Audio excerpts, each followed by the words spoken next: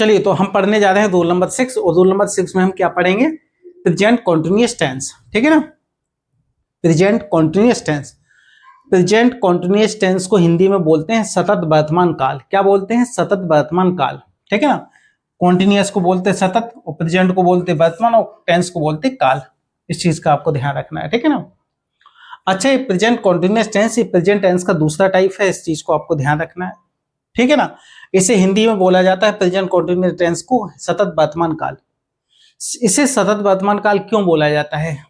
इसलिए बोला जाता है क्योंकि इसमें काम जारी रहता है, चलता रहता है। जैसे एग्जांपल, हम सो रहे हैं तो हमारा सोना जारी रह रहा है। हम खाना खा रहे हैं, खाना हमारा जारी रह रहा है कि नहीं रह रहा है? तो इसमें काम लगातार जारी रहता है। ठीक है ना, जब काम लगातार जारी रहता है तो क्या बोलते हैं उसे? सतत वर्तमान काल बोलते हैं। ठीक है ना, इस चीज का आपको ध्यान रखना है। ओके, चलिए हम पढ़ते हैं आइडेंटिफिकेशन। वाक्य के अंत में जाते हैं, हमें मिलता है, रहा है, रही है, रहे हैं, हुआ है। यदि ये वर्ड मिलते हैं तो किसका होगा? प्रेजेंट कॉन्टिन्यूअस टेंस का होगा। क्लियर? वाक्य के अंत में हमें देखना है, सबसे पहले पहचान करना सीखनी चाहिए। पहचान करा करो वाक्य की। ठीक है ना, वाक्य के अंत में जाए करो, यदि ये वर्ड मिलते हैं, रहा है, रही है, रहे हैं, हुआ है, तो किसका होगा? प्रेजेंट कॉन्टिन्यूअस टेंस का होगा। ठीक है ना, इतना आपको ध्यान रखना है इस चीज का। ठीक है ना। अब देखिए रूल। रूल में सबसे पहले हमें क्या करना पड़ता है? ये स्ट्रक्चर है, ध्यान रखना रूल का। ठीक है ना, प्रेजेंट कॉन्टिन्यूअस टेंस का ये स्ट्रक्चर है। आपको इस स्ट्रक्चर में आपको सजाना है। ठीक है ना, एक के बाद एक वर्ड रखना है। ठीक है ना, तो सबसे पहले कौन सा वर्ड रखते हैं? सब्जेक्ट। सबसे पहले सब्जेक्ट लगाते हैं, उसके बाद इज आर एम। ये हेल्पिंग वर्ब पे ध्यान रखना है, इज लगानी है, आर लगानी है, एफ लगानी है, ये सब्जेक्ट तय करता है, ध्यान रखना है इस चीज का। ठीक है, उसके बाद वर्ब की फर्स्ट फॉर्म, फिर उसमें आईएनजी, उसके बाद हमें ऑब्जेक्ट लगाना पड़ता है, उसके बाद अदर वर्ड और एक्स्ट्रा और भी वर्ड है, तो हम वो चीज अंत में लगाएंगे। ठीक है ना, तो आपको ध्यान रखना है, सबसे पहले सब्जेक्ट की अंग्रेजी लगानी है, उसके बाद इज आर एम लगानी है। इज आर एम लगानी है मतलब इज आर एम कैसे लगेगी? इज लगेगी, आर लगेगी, एम लगेगी, ये हम नोट में समझेंगे। सब्जेक्ट के अनुसार कैसे हमें इज आर एम लगानी पड़ती है इस नोट में बता देंगे हम, है ना, बताने जा रहे हैं। उसके बाद वर्ब की फर्स्ट फॉर्म में आईएनजी लगाएंगे, ऑब्जेक्ट लगाएंगे, अदर वर्ड लगाएंगे। ठीक है ना, और उसके बाद जो भी एक्स्ट्रा वर्ड हो वो हम लास्ट में लगा देंगे। ठीक है ना, तो देखिए हमने रूल पढ़ लिया, आइडेंटिफिकेशन पढ़ ली, अब हम नोट पढ़ेंगे। ठीक है ना, ध्यान रखना सिंगुलर सब्जेक्ट आ जाए तो इज लगाना है।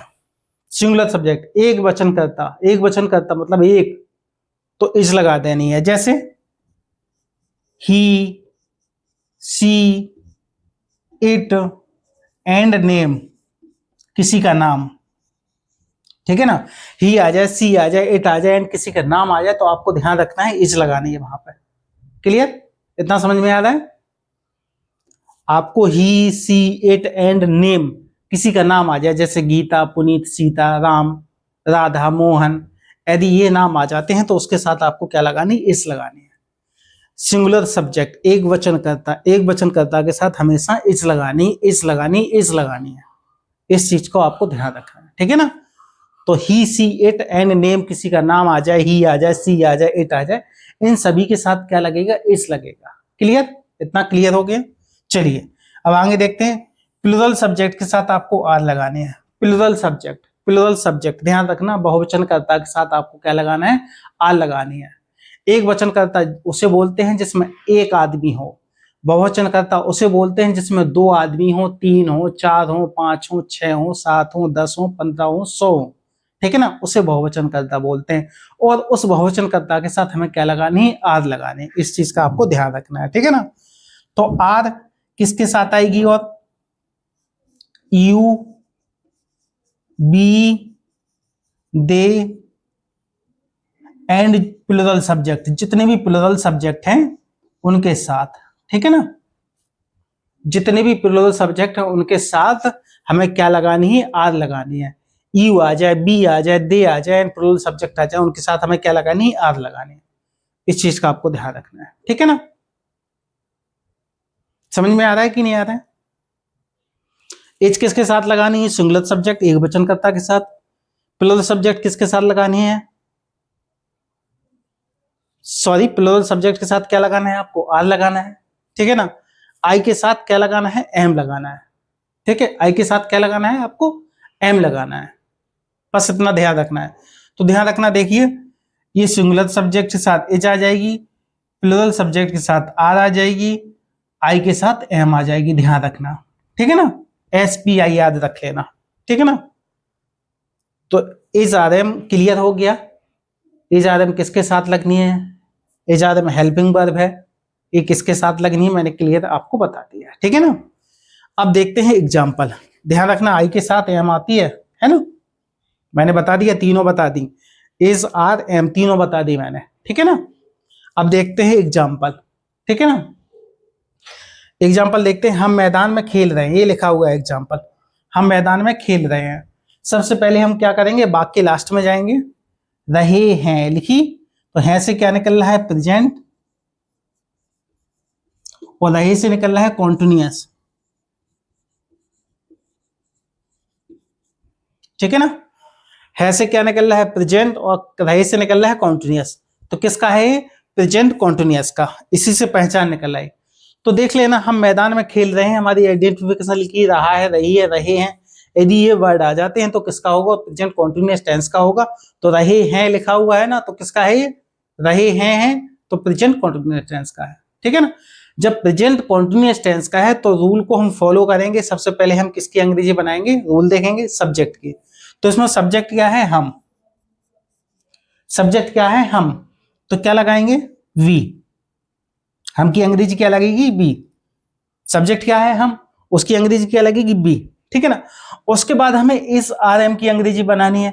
अब हमें इज लगानी है, आर लगानी है, एब लगानी है, क्या लगाएंगे। अब हम सब्जेक्ट देखेंगे, सब्जेक्ट सिंगुलर है कि प्लूरल है, तो सब्जेक्ट प्लूरल है। देखो मैंने लिखा था यहाँ पे बी लिखा हुआ है, तो बी के साथ क्या आनी है, आर आनी है, ठीक है ना। तो बी के साथ क्या आएगी, आर आएगी, क्लियर। तो बी के साथ क्या आनी है, आर आनी है, ठीक है ना। अब हमें किसकी लगानी है, वर्ब फर्स्ट में आईएनजी लगानी है। तो खेलना यहाँ वर्ब है, तो वर्ब में प्ले लिखी, पी एल ए वाई, और इसमें रहे की और लग जाएगी आईएनजी। आईएनजी मींस पता है क्या होती है, रहा की अंग्रेजी क्या होती है, आईएनजी, ठीक है ना। रहा की अंग्रेजी क्या होती है, आईएनजी, ठीक है ना। रहा की अंग्रेजी क्या होती है, आईएनजी। तो प्ले माने खेलना होता है, प्ले मींस खेलना होता है, और रही की और लग जाएगी आईएनजी, तो प्लेइंग हो जाएगी। तो हमारी वर्ब की बन गई है। अब हमें किसकी बनानी है, ऑब्जेक्ट की। तो ऑब्जेक्ट क्या है इसमें, मैदान, ठीक है ना। तो फील्ड लिखी हुई है, मैं तो प्रपोजिशन है तो मैं की इन लग गई है ना। तो ध्यान रखना है, ये वर्ब है, ये ऑब्जेक्ट है, ठीक है ना। तो इस क्रम में आपको, इस स्ट्रक्चर में आपको रखना है, ध्यान रखना है इस चीज का। तो हम मैदान में खेल रहे हैं, we are playing in field. तो कैसे बनाया मैंने, सबसे पहले सब्जेक्ट हम है तो बी लगा दी हमने। उसके बाद इज आर एम में से कौन सा लगाना है, हमें आर लगानी, क्योंकि सब्जेक्ट प्लूरल है तो आर लगा दी हमने। खेलना की वर्ब में आईएनजी लगानी है, तो वर्ब में प्लेइंग लिख दी हमने, वर्ब यहाँ प्ले है, खेलना है, तो प्ले लगा दी, और उसमें आईएनजी लगा दी। में प्रपोजिशन है तो इन लगा दी। ऑब्जेक्ट क्या है, मैदान है, तो मैदान की क्या लग जाएगी, फील्ड लग जाएगी। तो हमने लगा दिया, इसी से समझ लो, हम की क्या लगा दी, बी, है की लगा दी आर, खेल रहे की प्लेइंग लगा दी, मैं की लगा दी इन, मैदान की लगा दी फील्ड। क्लियर। तो क्लियर हो गया, यहाँ पे हम मैदान में खेल रहे हैं, क्या लग बन गया वाक, be are playing in field. Clear, समझ में आ गया। तो मैंने रूल नंबर 6 में प्रेजेंट कॉन्टिन्यूअस टेंस सतत वर्तमान काल पढ़ा है, जिसकी हमने आइडेंटिफिकेशन, रूल, नोट, एग्जाम्पल, ये सारी चीजें देख ली हैं। सिंगुलर सब्जेक्ट के साथ हमें इज लगानी है, प्लूरल सब्जेक्ट के साथ हमें आर लगानी है, आई के साथ एम लगानी है। इस चीज को आपको ध्यान रखना है, ठीक है ना। तो समझ में आ गया होगा रूल नंबर 6 कैसे बनाना है। ध्यान रखना, रहा की आईएनजी होती है, आईएनजी मीन्स रहा, ठीक है ना। तो ध्यान रखना, जहां भी रहा रही वाला वाक्य आ जाए, उसके साथ आपको वर्ब के साथ आईएनजी लगानी ही लगानी है। इस चीज का आपको ध्यान रखना है। तो शायद उम्मीद करता हूं कि rule number 6 present continuous tense सतत वर्तमान काल आपको पूर्णता रूप समझ में आ गया होगा, अच्छे से समझ में आ गया होगा, ठीक है ना। तो कोई दिक्कत नहीं है, आराम से बना लोगे। हम मैदान में खेल रहे हैं, we are playing in field, आराम से बना लोगे, कोई दिक्कत नहीं रहेगी, कोई प्रॉब्लम नहीं रहेगी। एग्जाम्पल सबसे पहले चीज ये देखनी पड़ती है कि हम वाक्य के अंत में जाते हैं, उसकी पहचान निकालते हैं, पहचान निकालने के बाद ही हम वाक्य को बनाने की तैयारी करते हैं। वाक्य को बनाना चाहिए और इस स्ट्रक्चर में बनाना चाहिए, ठीक है ना। इस चीज का आपको ध्यान रखना है, ठीक है ना। मिलते हैं नेक्स्ट वीडियो में, तब तक के लिए थैंक्स।